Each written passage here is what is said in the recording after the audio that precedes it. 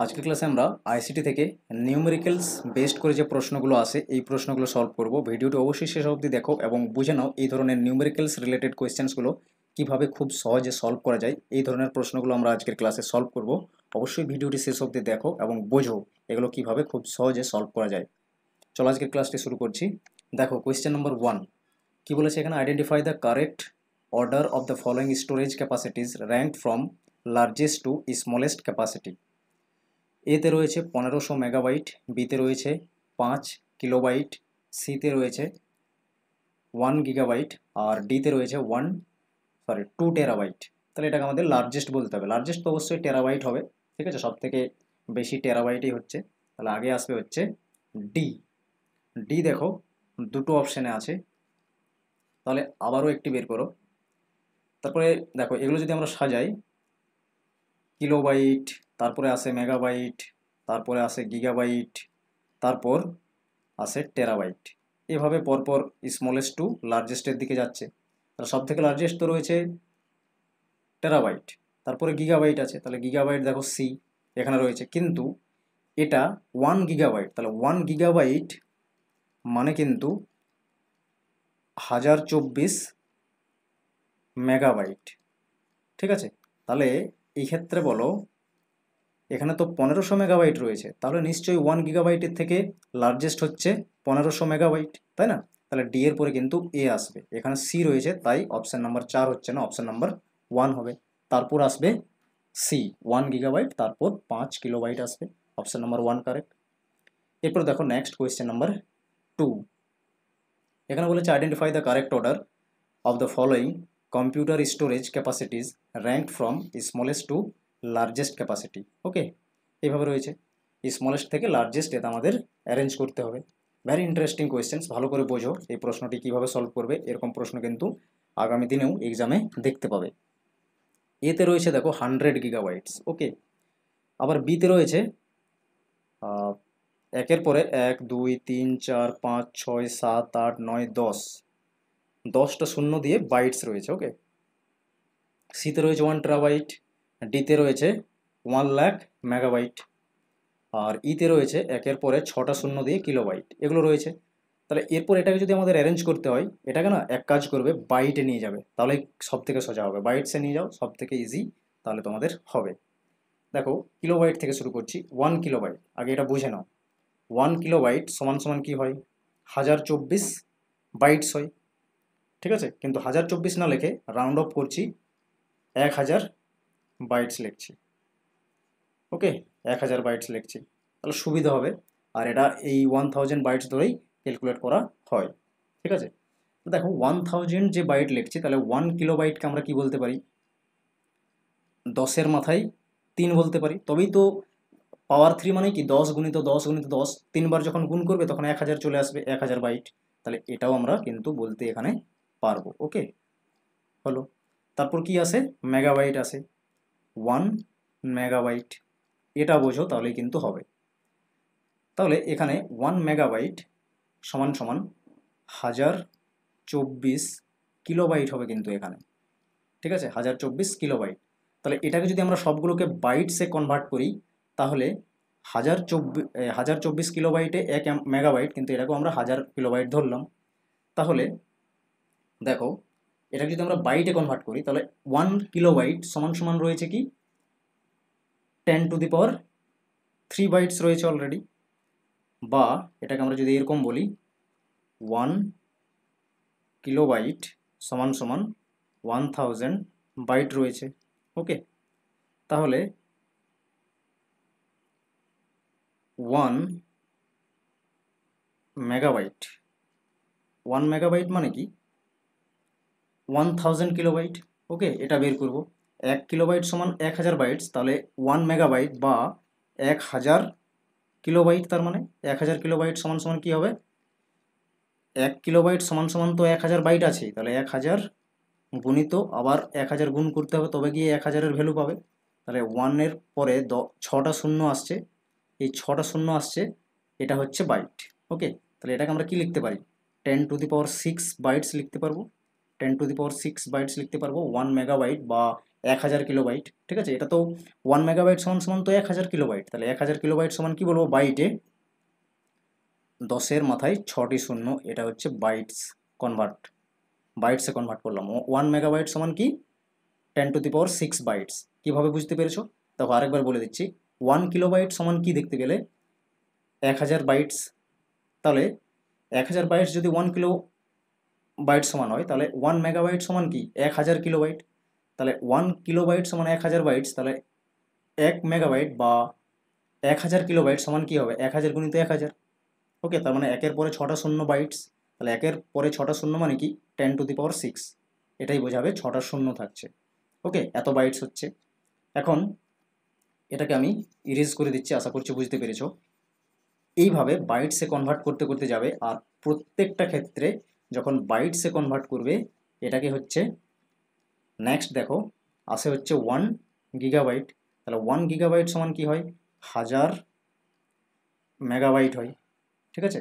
তাহলে এই মেগাবাইটকে আমরা কি বলবো, আরও কিন্তু পরপর 3 বেড়ে বেড়ে যাবে, ঠিক আছে। সিম্পল হিসাব একদম এভাবে 3 বেড়ে বেড়ে যাবে। কিভাবে বাড়ছে এটা বুঝতে পেরেছো, পরপর এভাবে 1000-এর সঙ্গে 1000 এভাবে গুণ হতে হতে যাবে আগের, আর এটা বাড়তে বাড়তে যাচ্ছে 3 করে করে, ঠিক আছে। তাহলে এটা 10⁹ বাইটস হবে 1 গিগাবাইট সমান। একই রকম 1 টেরাবাইট সমান সমান যদি বের করো, পরপর আমরা সিকোয়েন্সেই কিন্তু যাচ্ছি দেখো, ঠিক আছে। তাহলে 1 টেরাবাইট সমান সমান আসবে হচ্ছে 1000 গিগাবাইট নিশ্চয়ই। তাহলে এটাকে যদি আমরা বাইটে কনভার্ট করি 10⁻12 হবে, তখন 3 সবসময় বাড়তে যাবে পাওয়ারগুলো, তাহলে এটা হবে বাইটস। ওকে, আবার টেরাবাইটের পরে কি আসে পেটাবাইট, 1 পেটাবাইট সমান সমান আসবে হচ্ছে 1000 টেরাবাইট।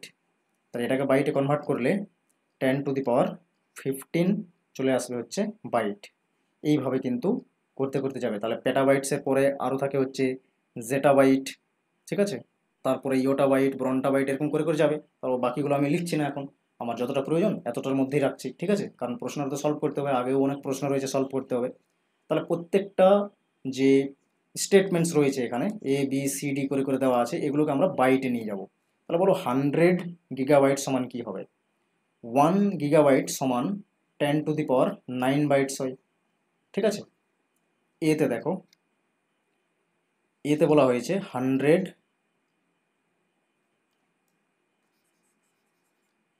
ওকে দেখো এতে কি বলেছে, এতে বলেছে 100 গিগাবাইট, এটা বলেছে।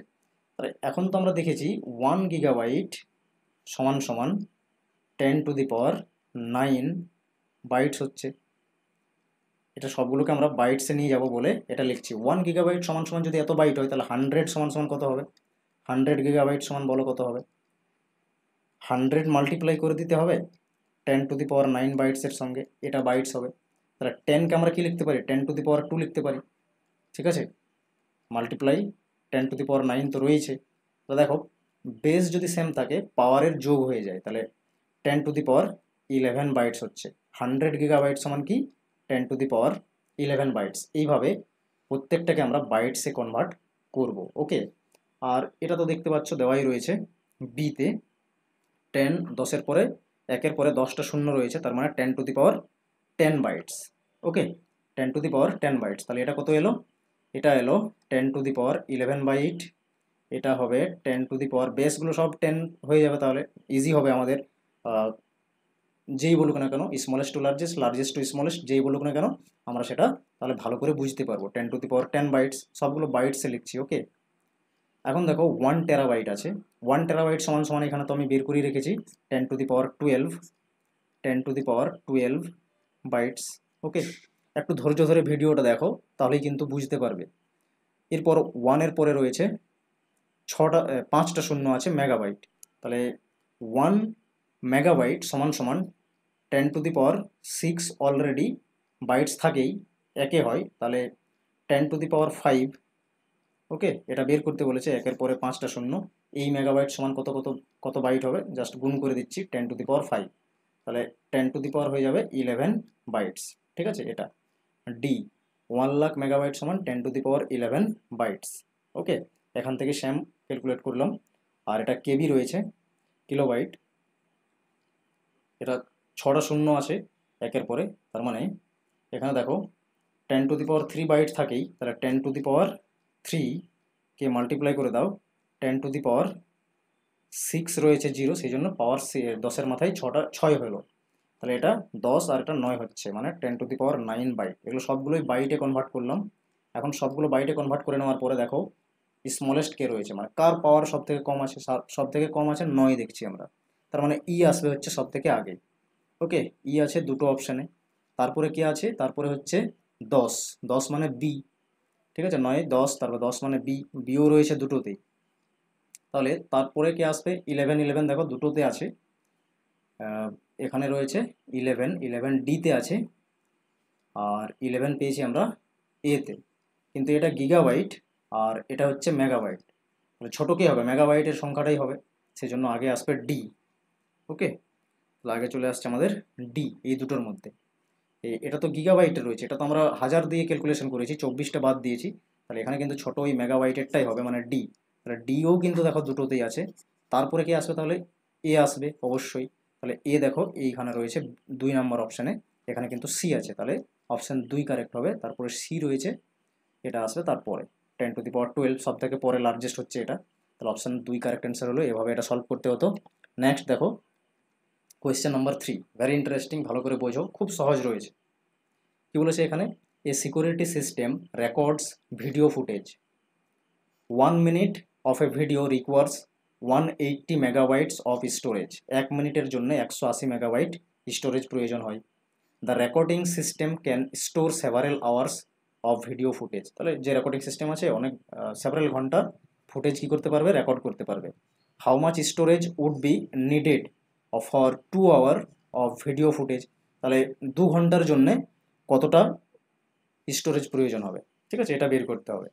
তাহলে 2 ঘন্টায় আমাদের মিনিটস কত হবে, এটা মিনিটস হয়ে যাবে 60 × 2, তার মানে 120 মিনিটস হবে। 2 ঘন্টা মানে কি 120 মিনিটস, এটা তো সিম্পল ক্যালকুলেশন। এখন দেখো 1 মিনিটে, যেহেতু এখানে বলে রেখেছে 1 মিনিটে 180 মেগাবাইটস প্রয়োজন হয় স্টোরেজ, তাহলে এখানে 1 মিনিটে আমরা যদি বলি 180 মেগাবাইটস প্রয়োজন হয়, ওকে, তাহলে 120 মিনিটে কত মেগাবাইট প্রয়োজন হবে, এটাই তো বের করলেই হয়ে যাবে। তাহলে গুণ করে দাও 180 গুণিত 120, ওকে, গুণ করলে কত পাবে 21600, এটা হচ্ছে মেগাবাইট প্রয়োজন হবে, তার মানে স্টোরেজের। এটা তো অপশানে নেই, কিলোবাইটে রয়েছে, তাহলে এত মেগাবাইটকে কীভাবে আমরা গিগাবাইটে কনভার্ট করবো, এটা করলেই তো অ্যান্সার চলে আসবে। জাস্ট কী করবো, 1024 দিয়ে ভাগ করে দেবো, কারণ 1 গিগাবাইট সমান সমান 1024 মেগাবাইট হয়। তাহলে এটা তো আমরা মেগাবাইট জানি, এখানে আসবো আমরা গিগাবাইটে, তাহলে 1024 দিয়ে এটাকে জাস্ট আমরা ভাগ করে দেবো, তাহলেই কিন্তু অ্যান্সার চলে আসবে। ঠিক আছে, এটা ভাগ করো, ভাগ করলে দেখবে অ্যান্সার পাবে 21.1 গিগাবাইট। ওকে, যা অপশান নাম্বার 3-তে রয়েছে। আশা করছি বুঝতে পেরেছো, এইভাবে এটা সলভ করতে হতো। নেক্সট দেখো কোয়েশ্চেন নাম্বার 4। কোয়েশ্চেন নাম্বার 4-এ দেখো বলা হয়েছে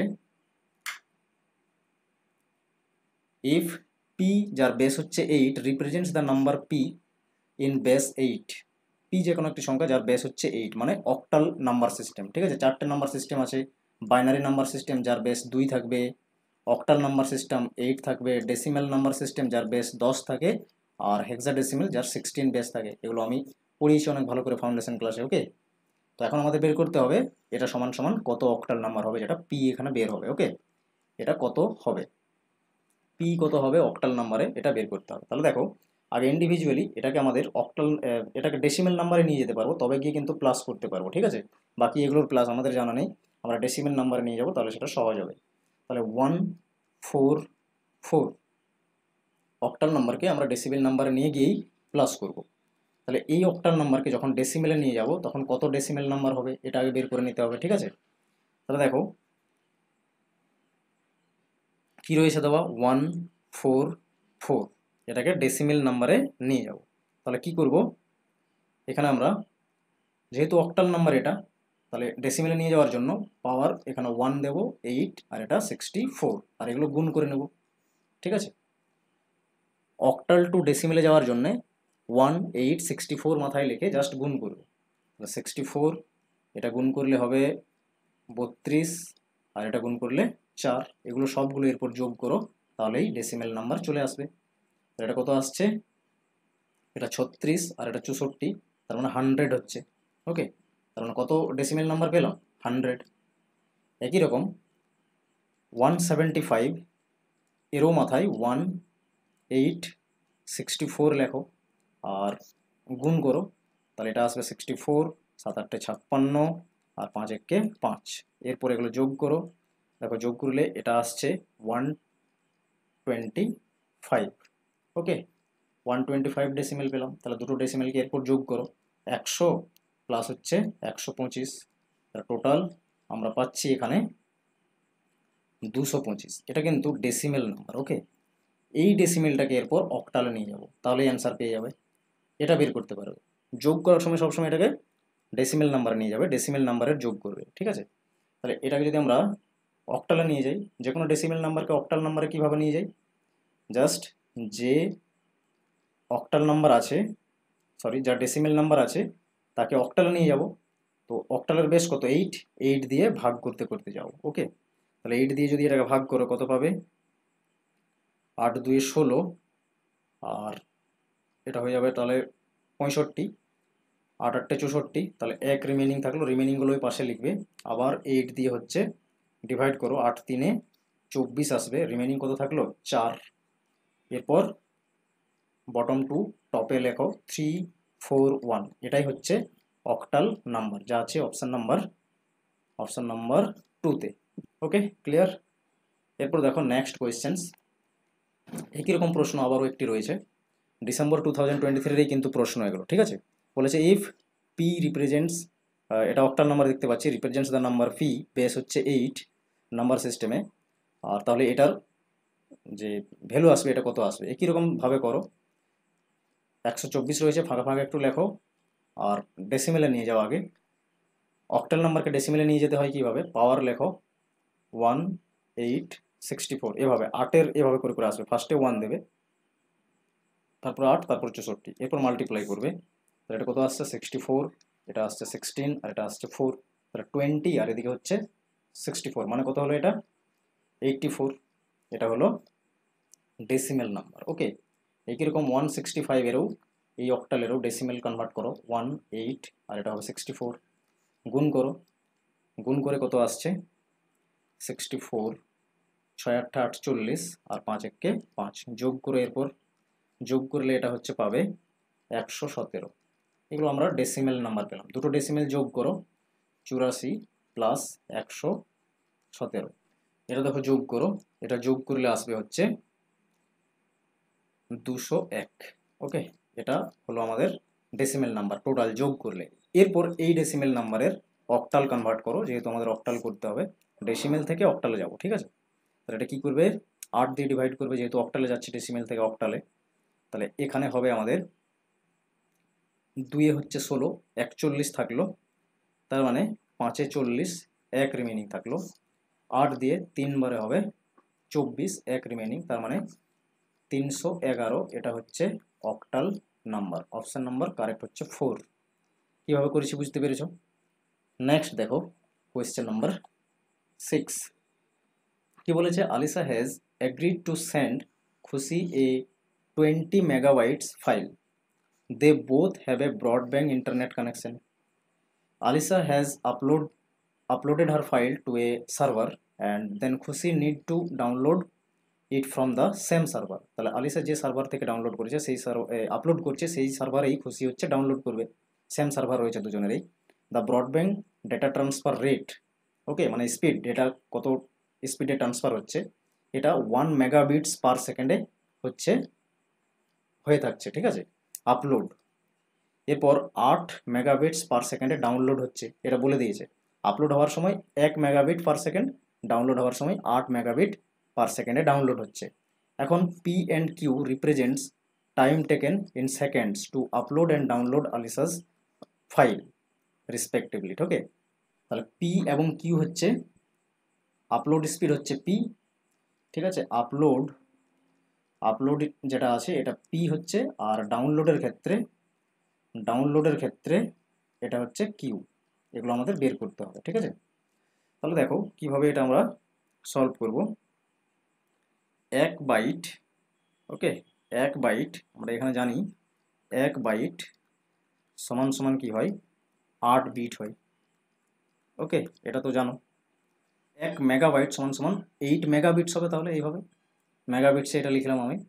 এখন বলেছে 20 মেগাবাইটসের ফাইল রয়েছে, ঠিক আছে, 20 মেগাবাইটের ফাইল রয়েছে, তাহলে 20 মেগাবাইট সমান সমান কী হবে, 8 × 20, তাহলে এটা চলে আসছে 160 মেগাবিটসে। এটা মেগাবিটসে কনভার্ট করে নিলাম, এটা হয়ে যাবে মেগাবিটস, ওকে।